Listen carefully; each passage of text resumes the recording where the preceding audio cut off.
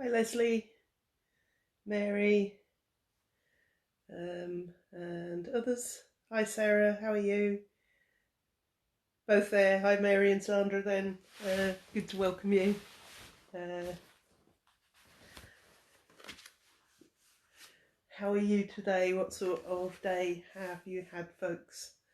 I can see, yeah, it's one of those weird things where you know 6 people are watching, but you don't know who they are until they pop up on the screen. Yeah. What fun. So, how are you? What sort of day have you had as we pause to pray our Advent prayers this evening? And thinking tonight of the way that God comes and turns things upside down. Chilled! Ooh, that sounds good, Mary. I like a bit of chilledness. It's always good.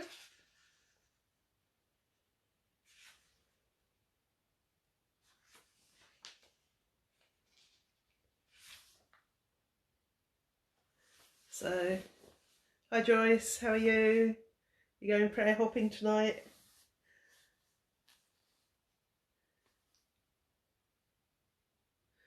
24 hours, Sarah, until the back decision comes. My goodness, that's for those of you who don't speak Anglican, that's Bishop's Advisory Panel. What we call in Methodism candidating. But yeah. So, hi Brian, how are you? Good to welcome you.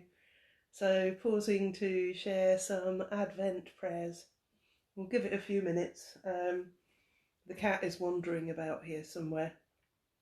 So what sort of day have you had? We've had a chilled day, good day, thanks, that kind of thing. Sarah's waiting, which is kind of okay. Spent the day with your daughter and family. Oh, that's lovely, Joyce. I'm glad you got to do that. Mine has been mostly working. Well, all working, actually. It's just so varied. I have had people say to me, well, you're a minister, you can't be doing much at the moment because the churches are shut. And I'm like, no, the churches are open, the buildings are shut. That's a very different thing. And actually, I don't think I've ever been busier. But it's different and it's good. David's made your birthday cake for tomorrow. What's your favourite cake then, Sarah? We might sing happy birthday to you tomorrow, watch out. What's your favourite cake? What's your favourite cake, folks? I am one of the in English. I am one of the world's weird people who doesn't like cake and doesn't eat chocolate. I know I need help. Give me cheese. Delia Smith's squidgy log. I have to look that up. I have no idea what that is. Is it chocolate? Hi Maureen, how are you? So sorry, we're discussing cake. I'm not quite sure why, but we are. It's Sarah's birthday tomorrow. That's why you'll eat it all. Good for you. It's the. Sure. Can we be rude, Sarah? Can we say it's the big 4-0? Some of us are heading towards the big 6-0, so you're all right. Chocolate with chocolate mousse and cream. I think that sounds like heaven for some people. Nah, give me cheese. Hello, Martin. Sorry, we're discussing cake. We're going to do some Advent prayers, however. Well, I did, didn't I? Coffee and walnut. Ooh, nice. Okay. I do like Christmas cake. Leslie, you're with me. Fruit cake and cheese. The best thing. It's the only cake I like. Hi Jane. Yeah, almost the big 6-0 there. Yeah, well, I'm in good company, aren't I? Glad you're okay, Maureen. So, with birthdays and cakes and celebrations in mind, I think we've just brightened up a dark night. So let's pause and let's be quiet for a moment. Oh, the cakes are still coming in, Pavlova. Yeah, okay.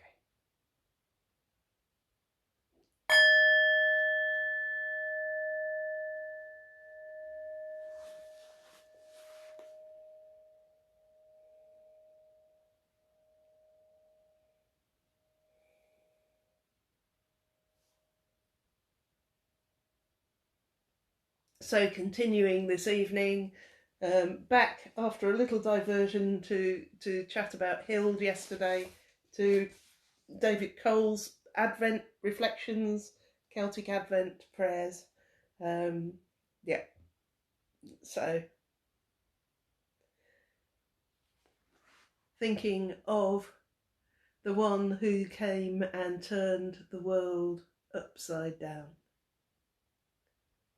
Blessed be you, who appears like a crocus in the wilderness, like a quiet stream in the desert, when all seemed broken and beyond repair. I welcome your sweetness. With all that cake talk, might be a lot of that has blossomed within me this day. Praise to you, hope bringer, for not coming with a clash of cymbals and a chariot, but for meeting me in the small. Praise for the vulnerable purple petal, for the delicate frost on a spider's web, for the cluster of cells in a womb, for the child's hand reaching for mine to lead me. Praise to you.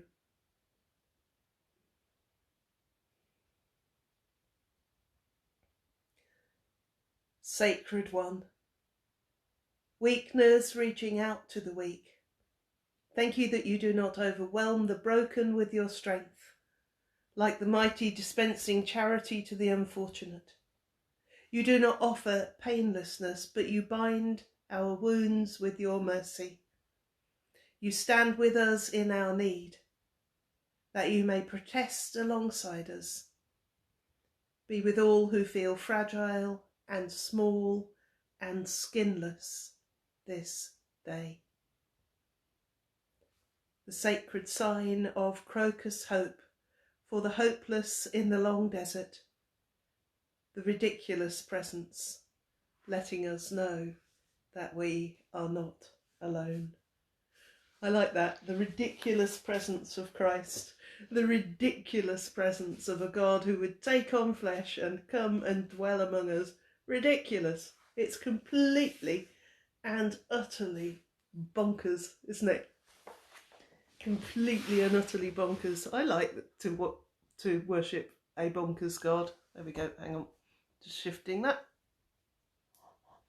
So following the thoughts of David Cole again today from his book. Hello Christine, how are you?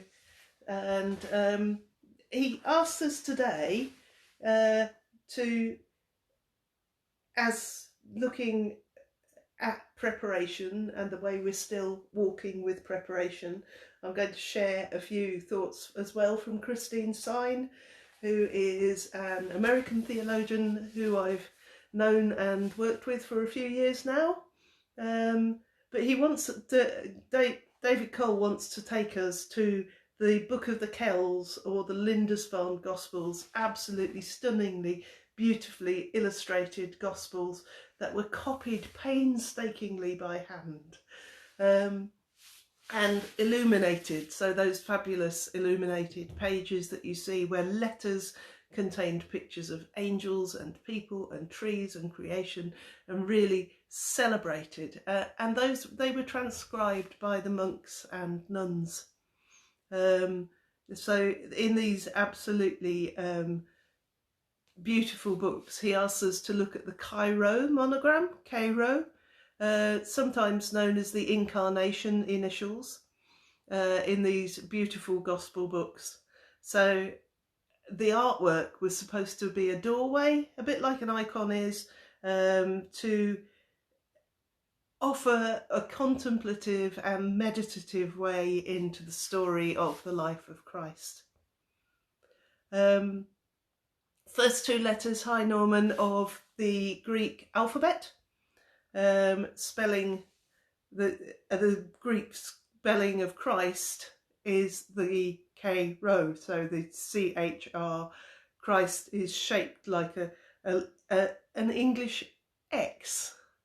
That's really interesting, isn't it? Because he then goes on to say, let me challenge you here. Let me challenge you, because when people see Xmas written, they can get all snotty and go, oh no, it's Christmas, not Xmas, because that's just cancelling Christ out of Christmas. And David Cole is saying, actually, given the X means Christ, maybe it's putting Christ back in and getting us to think of it from another angle and challenging us to think of things in a different and a new way. So a different angle. Writing Xmas, he says, he's not crossing Christ out of Christmas as I've heard it, but actually writing exactly the same thing, some may even argue more intelligently using Greek. So yeah, if you want to be a bit Greek, it's quite an interesting reflection though, isn't it? But he says the Cairo on the pages of the Gospel, and I'll try and find an image and post it in the Christmas group and on my own page, because of the painstaking work that would have gone into it, the elaborate illumination and decoration. It's just worth sitting with and pondering over and poring over. So, you know, there's birds and Celtic knotwork, which is beautiful. If you don't know Lindisfarne Scriptorium, look them up. You'll find Mary Fleeson, who produces the most astonishing artwork. I do have some of her pieces. I'll dig them out and I'll use them another day. So he says the pages of these books, and there are numerous examples of them, that we ponder the Celtic understanding of the cosmic Christ, and that is that although Christ became incarnate at the birth, which Christians celebrate at Christmas, he's always existed within the Godhead as part of the infinite Trinity from before the creation of the world. And that fabulous reading, in the beginning was the Word, which we will use as a meditation in a minute. So he says, go find a picture, meditate on it. I'll post you a picture, but look up those things. Look up the Book of the Kells, look up the Lindisfarne Gospels, look up Lindisfarne Scriptorium. I'll put some links in the comments afterwards, and just invite you to spend some time with the artwork, and in Mary Fleeson's case, maybe spend some money on the artwork. No, there you go. I'm encouraging spending. What can I say? But to think on the Christ who comes and turns the world upside down. And Christine Syme says, you know, I love the idea of making Advent unfamiliar and finding the unfamiliar Christ, the Xmas perhaps, because this year it's going to be unfamiliar for all of us. So she says, I invite you to embrace with me the journey into an unfamiliar story, the story of Jesus' birth, as it was, without all the glamour of Christmas lights and carols and presents. And she goes on to say, we so often look at the story from God's side, the angel Gabriel's visit, the virgin birth, the choirs of angels, or we think of the cultural images that we see on Christmas cards. Beautiful stable, it probably wasn't. Surrounded by a few animals and some very well-dressed shepherds. I love that. Some very, they are, aren't they? Either that or they've got tea towels on their heads. But they were stinky. They were outcasts. We forget that. And I love this. Jane, plug your ears. There was no donkey in the Christmas narrative. Sorry. I love donkeys. There just wasn't one. That upsets people every year. Sorry, it just does. You know, but I like to say it. because it challenges us to look at things in a different way. I knew you'd respond like that. Jane's going, what?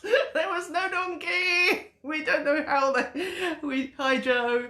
We don't know how Mary and Joseph made the journey to Bethlehem. Oh, Joyce, you've got a Lindisfarne Scriptorium calendar. Mary Fleeson's artwork, stunning, isn't it? Absolutely stunning. So Christine she goes on and says to us, this Advent, I want to think about the unfamiliar Christmas. The human story of... I'm sorry, Jane. Betty carried Mary to the stable and then they left it outside. Poor donkey. Oh dear. Yeah, anyway. Sorry, that's funny. That'd been mean, wouldn't it? Surely they'd have taken it in if it really had. But, yeah. Oh dear, where are we? So, it's thinking about the unfamiliar Jesus, the human story of an unwed mother. Think on that. What does that say to us culturally? Supportive cousins. The welcoming surrogate father, eventually. What does Advent look like? What does Christmas look like through their eyes? Put yourself in Mary's shoes for a bit. She was an unwed mother. That was not a thing. Put yourself in Joseph's shoes for a bit. How do you respond to the news that your fiancée is pregnant?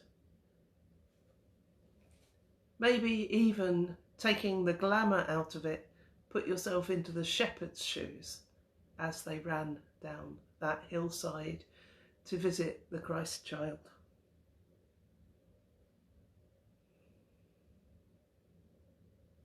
She says we know very little about Jesus' childhood and the characteristics he displayed, but we know quite a bit about his birth and those who surrounded and nurtured him.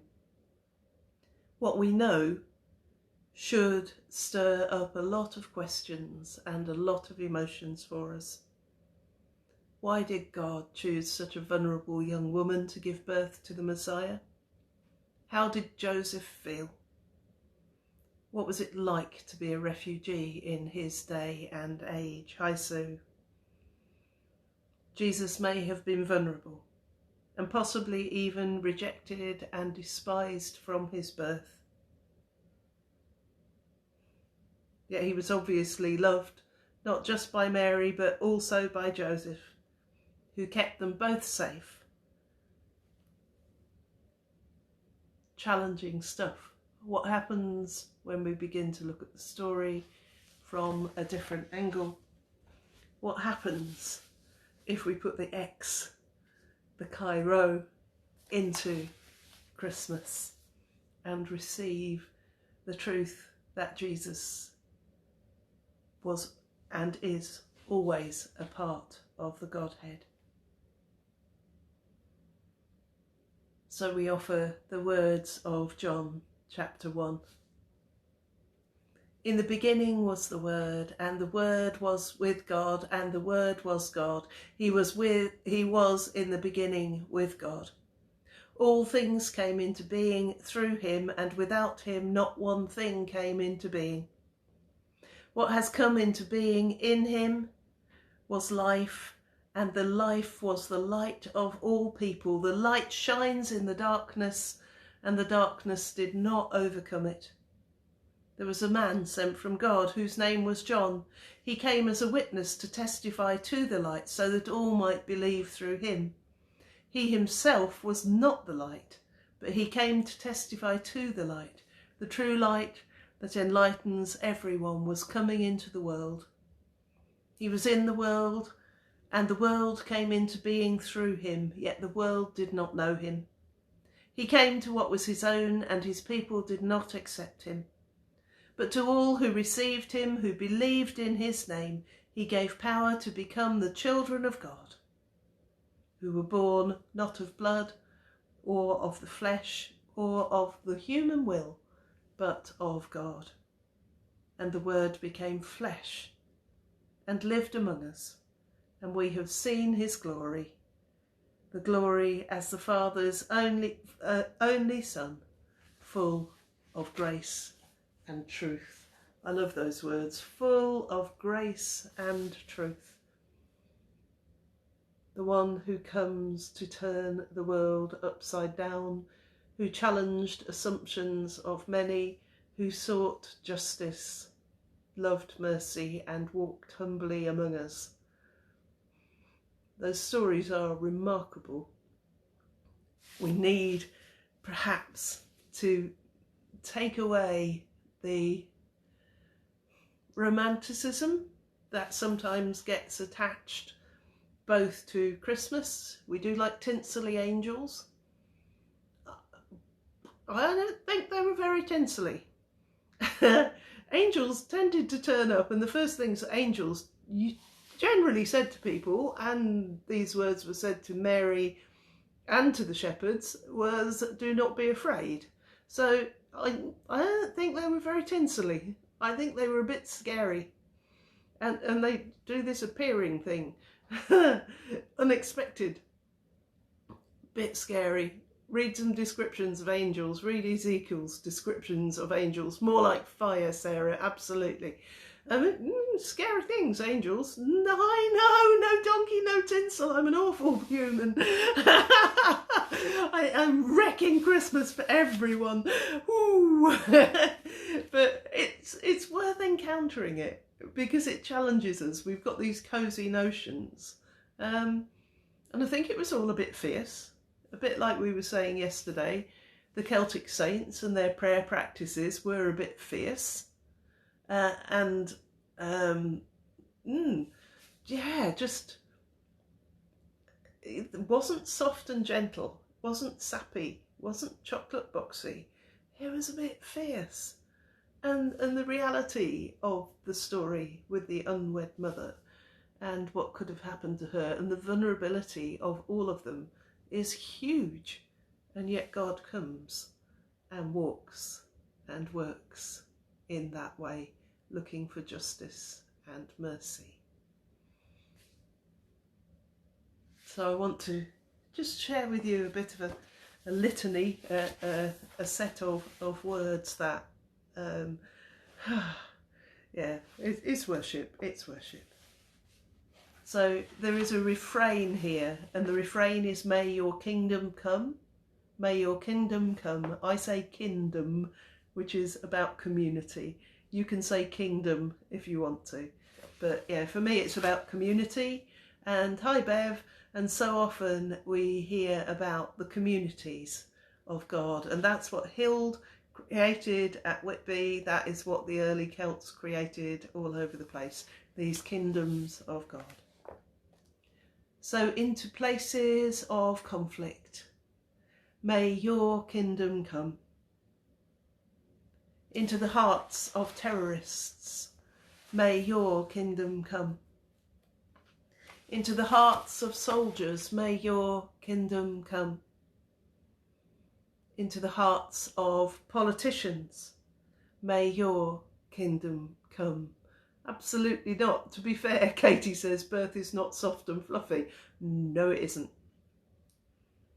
Into the hearts of those bereaved by war, may your kingdom come. Into the hearts of those who are hungry, may your kingdom come. Into the hearts of those made homeless, may your kingdom come. I'm you. Into the hearts of those who despair, may your kingdom come. Into the hearts of those who are ill, may your kingdom come. Into the hearts of those who have been abused, may your kingdom come. Into the hearts of those who are addicted, may your kingdom come. Into the hearts of those in debt, may your kingdom come. into the hearts of those who are lonely. May your kingdom come. Into the hearts of those who are fearful. May your kingdom come. Into the hearts of those who are depressed. May your kingdom come. Thank you, Bev. Bev's going to go to Holy Trinity and light a candle for us all. Into the hearts of those we name in silence. May your kingdom come. Into the heart of our world. May your kingdom come. The God who came and comes among us, comes to us now and welcomes us.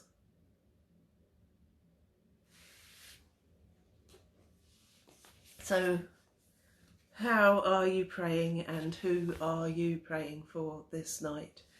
Where would you want to see God's kingdom come? We do have a list of folk to pray for. But before we do that, I'm going to offer you a song by Paul, my eldest, who joined us the other night. And it's simply called You Are Here. So I'll turn the camera around and you can see the cat.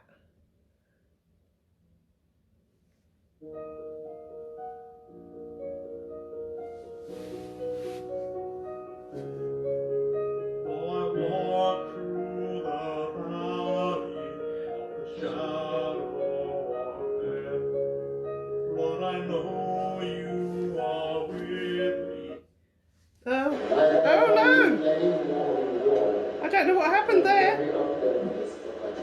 Oh, sorry. No! YouTube's gone mad. Hang on, I'll try again in a minute. There he is. I don't know what happened there, folks. I must have touched the screen or something. Goodness. I do like it when technology works well. And we know what we're doing. Come on, Paul. Where's your song gone? Oh dear. I was all ready and got it all worked out and everything. There we are. Hang on. We'll do this again. Blame the cat.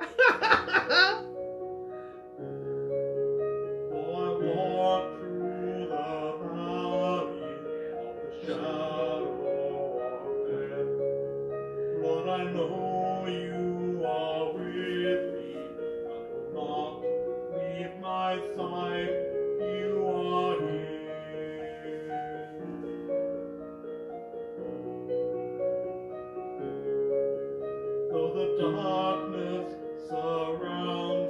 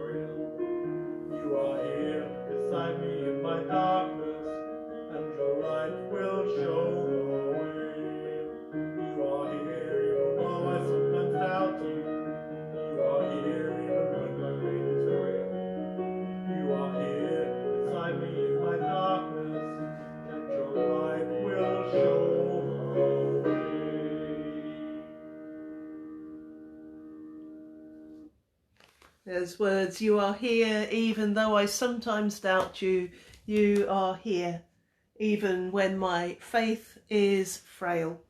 Based on Psalm 23, but on I thought it was really appropriate for this season, as here we are in the second round of lockdown and all that is going on there.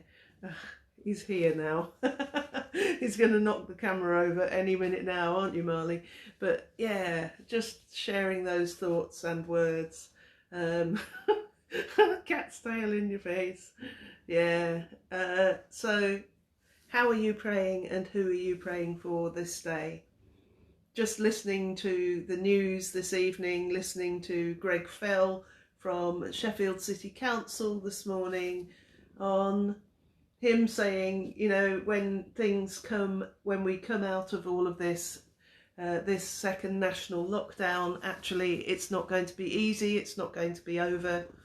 I think the cat's camera bombing.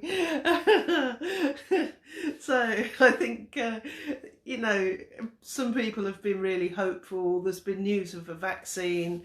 The ministers are discussing, do we just say to folk, get together for Christmas, that's what you're going to want to do, let's try and make it as good a time as possible, or what do we do? And I suspect we've all got different feelings about that and different ways of dealing with what is going on. So you're a pest. Not you, him. We paused to pray. He's just, get off my books. Praying will be locked down for Christmas. Yeah, I think there's a number of us that feel like that. And a number of people who are dealing with loved ones who now have COVID, and in different ways. Family across the road from me is self-isolating. I'm hearing more and more of that. So how we walk through these days, when there will be disagreement, when people, I'm finding, and certainly with people I'm talking to, people are doing and saying unreasonable things. Normally reasonable people are doing unreasonable things and saying unreasonable things. And like I said yesterday, I walked into town and witnessed a fight, and you just like, but it's stress and pressure. And I think that we are all there in some way, shape or form. So we pause to pray this evening.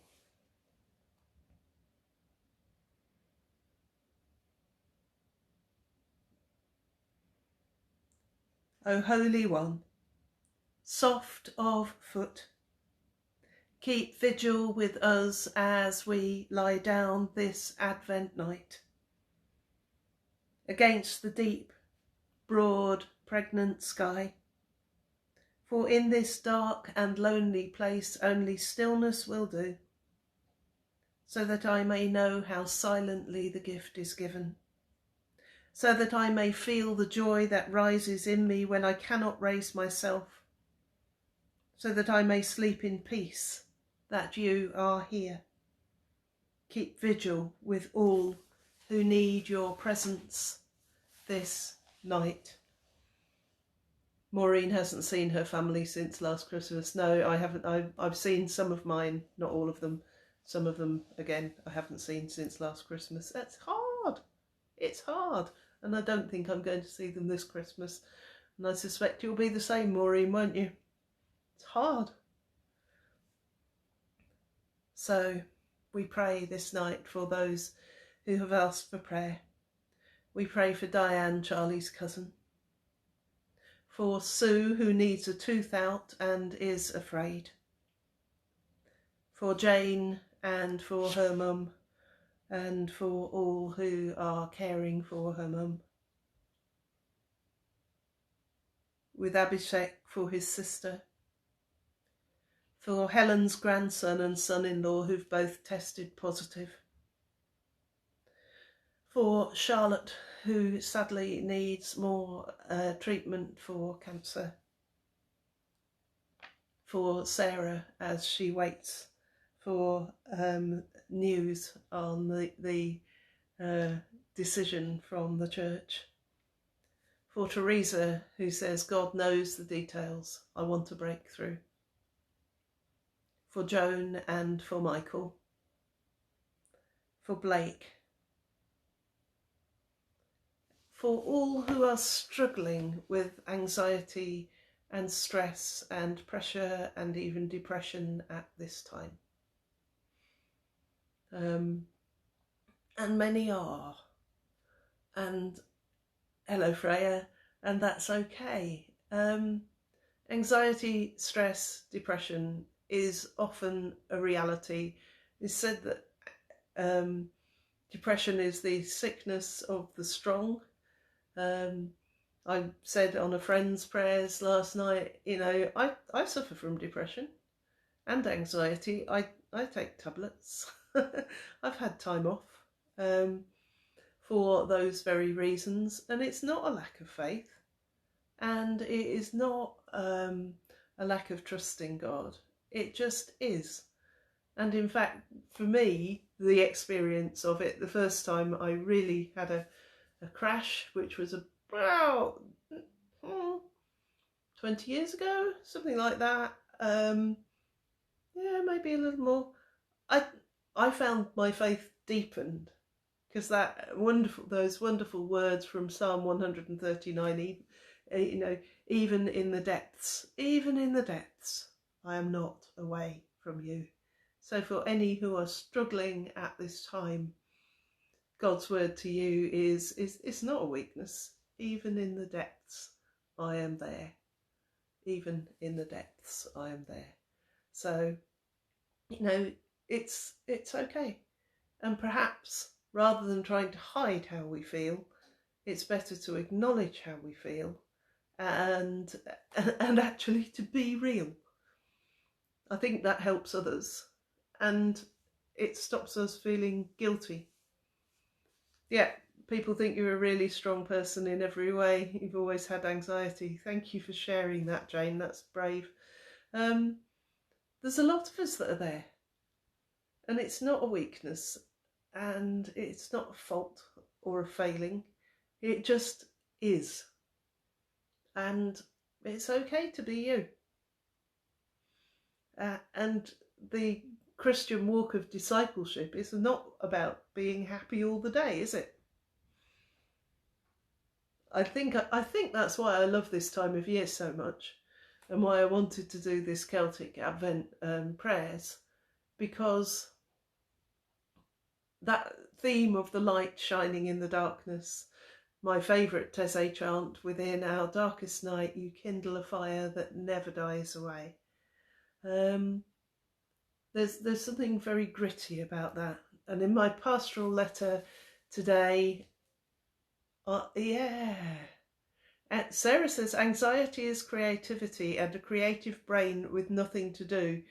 I find that helpful. Wow. Okay, that's an interesting thought. Yeah. Okay, I'll hang on to that one. So yeah, in my pastoral letter today, I wrote, new life begins in the dark, whether it's a seed in the ground or a baby in the womb or Jesus in the tomb. That new life was stirring and coming about, but it was in the dark. Something to ponder and hold on to.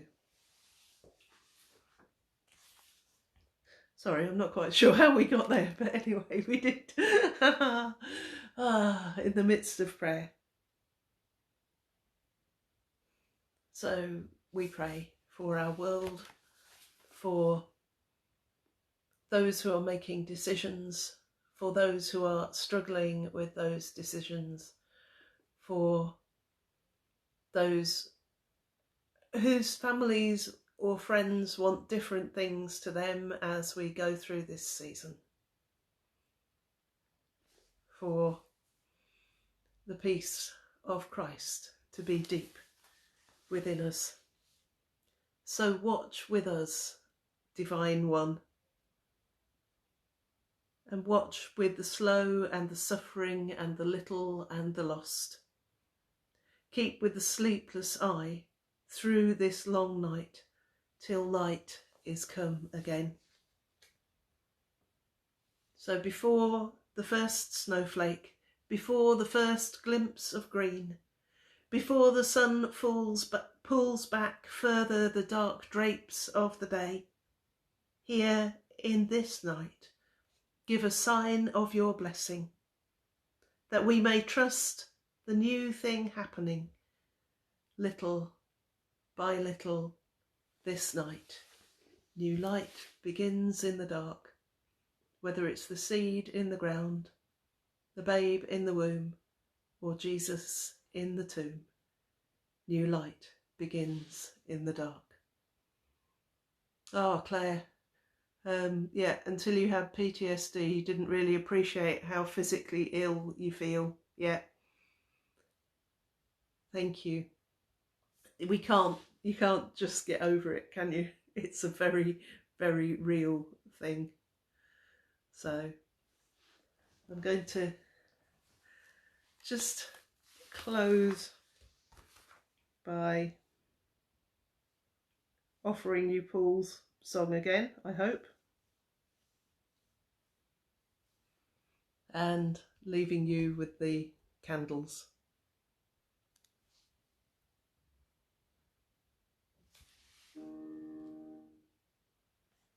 No, it's going to misbehave.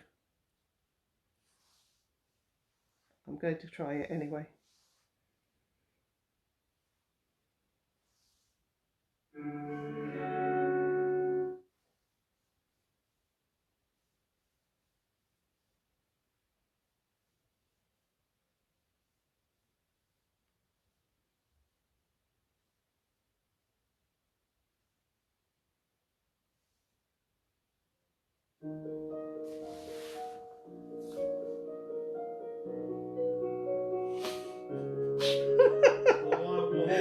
Thanks, Jane.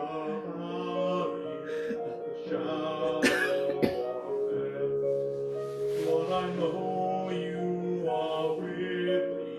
I will not leave my side. You are here.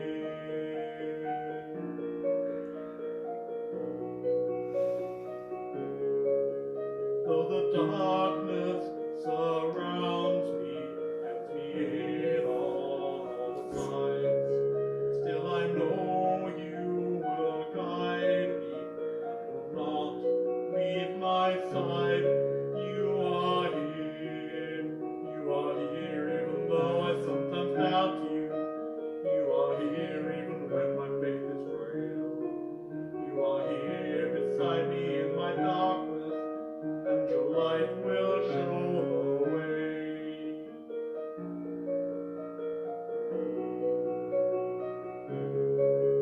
Lord, you lead me beside the living waters to drink. I can rest in your presence and rely on your strength. You are here even though I sometimes doubt you. You are here even when my faith is frail. You are here beside me in my darkness, and your light will show the way.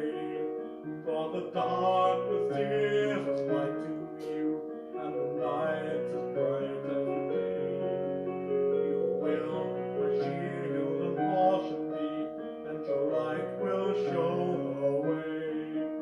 You are here even though I sometimes doubt you. You are here even when my faith is frail. You are here beside me in my darkness, and your light will show the way. You are here even though I sometimes doubt you. You are here even when my faith is frail. You are here beside me in my darkness, and your light will show the way.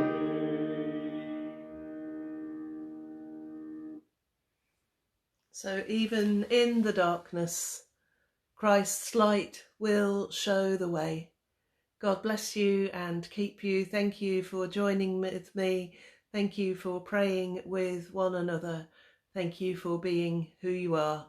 Take care, and I will see you tomorrow. God bless. Bye-bye.